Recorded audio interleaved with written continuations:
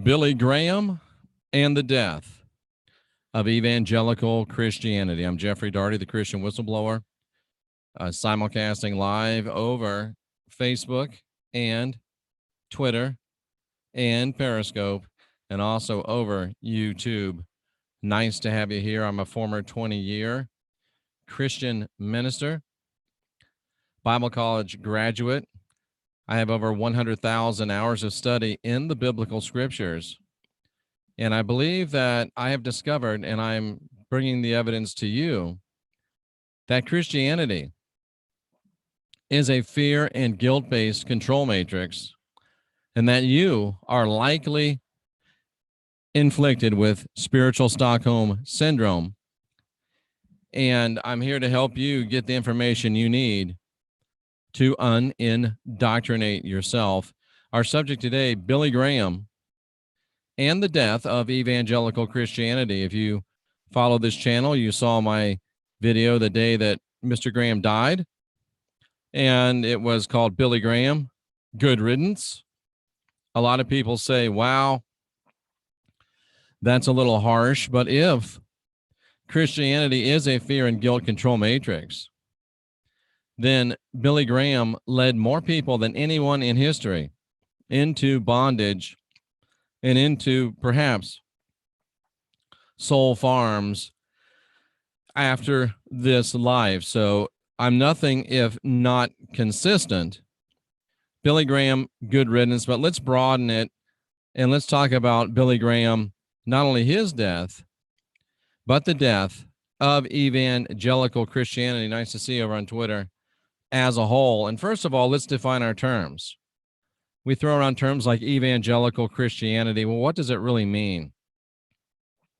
Well, evangelicalism or evangelical Protestantism, it's a worldwide cross-denominational movement within Protestant Christianity. What that means is it's not restricted to the Baptists or the Methodists or the Lutherans. It goes across denominations within Protestant Christianity, which is Christianity that's not Catholic.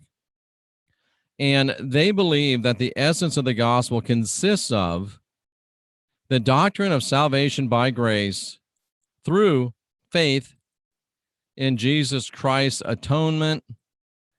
And the whole center of it is the born-again experience. That's who evangelical Christianity is, and that's what Billy Graham was the champion of. And think about that. Admitting that you have original sin. Admitting that because of the errors of some other dude and chick you never met, that you are filled with original sin and on your way to hell, ladies and gentlemen, to burn forever, unless you sign up with one of these evangelical churches. So Billy Graham told more people than anybody ever did. Swaggart would have caught him had Swaggart not grabbed a hold of some other things he shouldn't have grabbed a hold of. But at any rate, Billy Graham led more people than anyone ever did into the belief that they're filled with original sin. Billy Graham, than anybody else, led more people into the belief that they are a sinner in need of salvation, and if they don't come to their Savior, they're going to burn in heaven forever. Billy Graham is the greatest crossroad demon in history. Who's a crossroad demon? What's a crossroad demon? A crossroad demon encourages you to sell your soul in exchange for some type of fame, fortune, better life. Billy Graham says, sell your soul. You'll be happy. You'll be skippy. Everything will be great. So Billy Graham was the biggest crossroad demon in history. Billy Graham convinced more people that they were filled with original sin than anybody else in the history of the world. Billy Graham also convinced more people than anyone else in the history of the world that Jesus was killed on a cross because of you. You killed Jesus. We used to sing a song, "Who killed Jesus? Why did he have to die? What was the reason why?" I would like to know. You get to the end of the song, and it's, "I killed Jesus." So the fear, the guilt, the control, Billy Graham was a master of it. And he did more than anybody else to convince people of original sin. He did more than anybody else to convince people that this dude named Jesus died on a cross to save you from what he gave you, to make sure you don't realize who you really are. Because, of course, you've got the spark of divinity within. So Billy Graham preached a dude that died on a cross to save you from what he gave you, so you never realize who you really are. On Twitter, I see, "We stopped believing in Santa, but not God."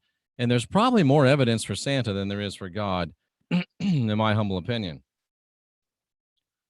So, what does this have to do with the death of evangelical Christianity? Well, Billy Graham is arguably the father of evangelical Christianity. Billy Graham arguably started that movement. Of course, Billy Graham was fueled, bought, and paid for by Randolph Hearst, who was the great newspaper publisher that sent out the famous command to, quote unquote, pump Graham. So it was William Randolph Hearst, father of Patty Hearst, who actually made Billy Graham. Somebody says that Santa is real. I think they're joking. But that's okay. So Billy Graham is the creator of evangelical Christianity. And isn't it interesting that as Billy Graham dies and leaves this world, evangelical Christianity is having heap big trouble, ladies and gentlemen. Evangelical Christianity is leaking believers like a sieve. It's been estimated that within 20 years, there will be as many Muslims in the United States as there are Christians. And there are literally millions of people leaving the Christian church on a monthly basis. The rats are jumping off the ship, ladies and gentlemen, because Christianity is going down. Melissa, I'll answer that question. YouTube takes a huge portion of that. You can change the amount into whatever you want, type it in, or if you'd rather give where it goes all to this work, you can do so through my PayPal account. Just go to jeffreydarty.com and hit the donate button. So, ladies and gentlemen, as Graham dies, evangelical Christianity is also dying. Is it coincidence? Or is it emblematic? Is it symbolic that the time of evangelical Christianity has passed? Have the powers that be, those behind the curtain that are pulling the strings, have they decided that evangelical Christianity is not something that works anymore? Have they decided that evangelical Christianity is a card that's been played in a hand that has been played out? Have they decided to fold the evangelical Christianity hand? I think the answer is yes. But more interestingly, more intriguing, and perhaps more frightening is what comes next. What comes next? Now that evangelical Christianity is not working out, what comes next?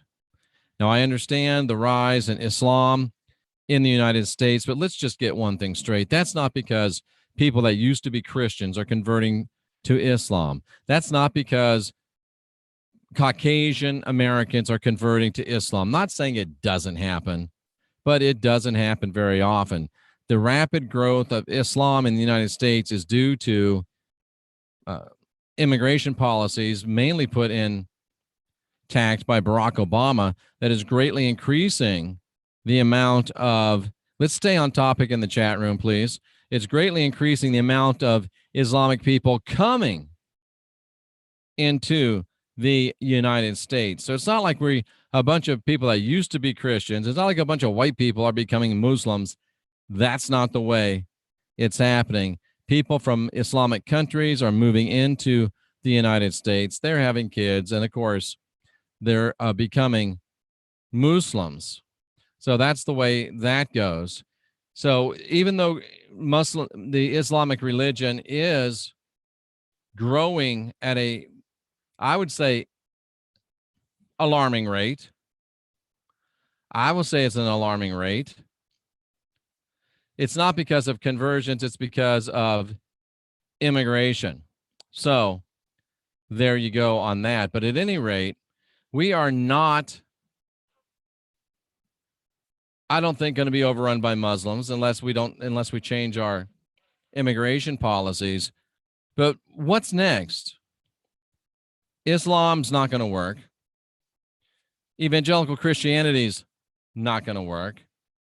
What will they think of next? I'm not really sure I know, but I know that it's not going to be something that's in our favor. You know that I tend to be a supporter of Donald Trump. And I have to say that I'm getting more and more worried about Donald Trump. The more and more that he snuggles up to the evangelicals. They're dying, and he is snuggling up to them almost as fast as he can. Now, I understand he's trying to solidify his political base, but it still bothers me. Leslie Nobbs, formerly Esquivel, says Chrislam. I don't know that Chrislam's going to do it. Here's what's going to happen, though. It just came to me. What they're going to do, Christianity, Catholicism is bleeding and dying. Protestantism is bleeding and dying. So here comes the amalgamation of Christianity and Catholicism.